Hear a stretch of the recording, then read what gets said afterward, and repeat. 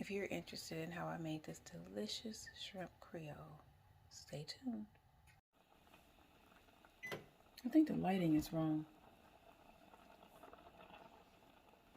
All right, let's get this show on the road. So we're gonna get this shrimp creole ready, prepared. I've already prepared all the seasoning: celery, bell pepper, green onion, garlic, and white onion. So what I'm gonna do now is, in the large skillet, I'm gonna add the melt the butter, which I already did. Add the onion. It's already pepper and celery. So onion,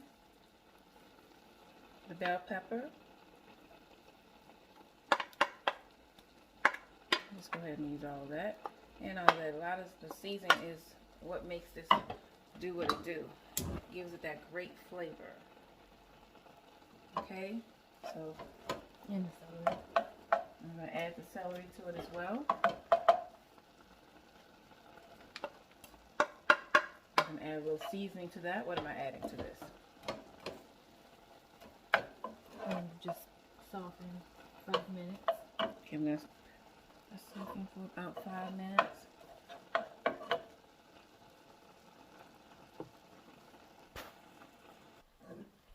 Okay, so now that we let it cook for just a little while, for about just a couple of minutes, you know, until your vegetables get a little bit soft, tender, so to speak. I'm just going to add a little bit of garlic to that. I'm going to add, I think, like 4 cloves of garlic. So this is the minced garlic that I got get in a jar. So, okay. 1 tablespoon of paprika. Okay, I'm going to put 1 tablespoon of paprika. So we're going to add 2 teaspoons of thyme.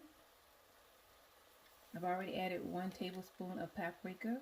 Just a little bit of all seasoning. 2 teaspoons of oregano.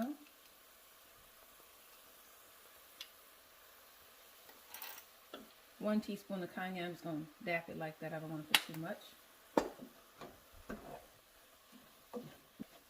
So I'm going to cook this until it's just a little bit tender.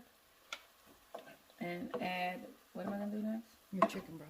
I'm going to add the chicken broth and let it cook for a little while. Meanwhile, I'm going to just let it cook for a little bit. I'm going to add the 2 bay leaves and now the chicken broth and let this come to a boil.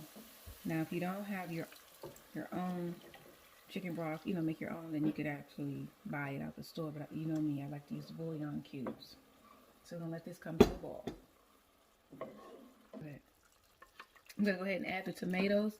Now, you're supposed to get a can of crushed, what kind of tomatoes? I think it said crushed tomatoes, but I like the diced tomatoes, so I'm just going to use these. So right now, I'm going to go ahead and add the green onions. Just about that much. I'm going to leave half for the garnish. Then I'm going to go ahead and put 2 teaspoons of Worcestershire sauce. 1, 2. I'm going to let this cook for about 10 minutes, and then I'm going to come back and add the lemon juice. So meanwhile, the base is cooking down, I'm going to go ahead and fry the shrimp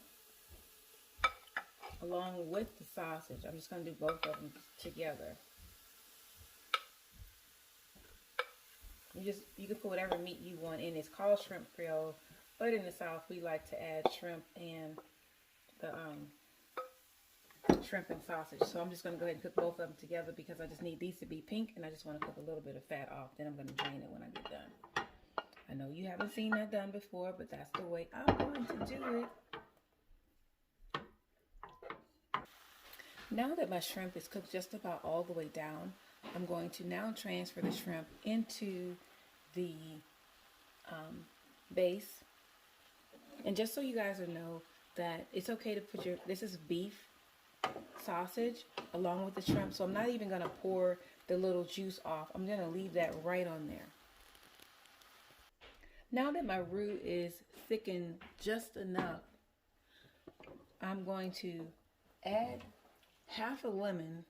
You're supposed to squeeze half a lemon, but for me, that'll be about a tablespoon of lemon juice. Oh, that's a little bit much, so I'm not going to put all that.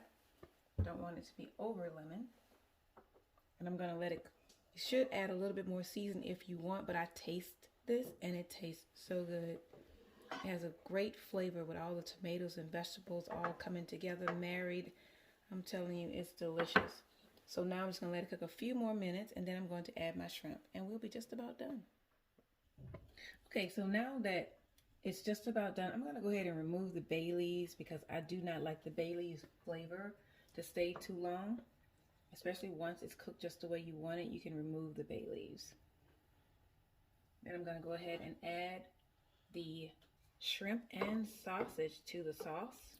Like, I don't need to add any more seasoning. I even seasoned the shrimp, and of course, you know, the sausage already comes with a flavor when it's been smoked. It has its own natural flavor. Look at that deliciousness. I'm going to let this cook for a little while longer, maybe about 5 minutes, because everything is ready. Just let it get a little bit thicker, and that's going to be it. But that is shrimp Creole. Guys, it is done. I just want to tell you thank you for watching. This is one of the best shrimp Creole dishes I ever made, and I hope you try it too. See you in my next video.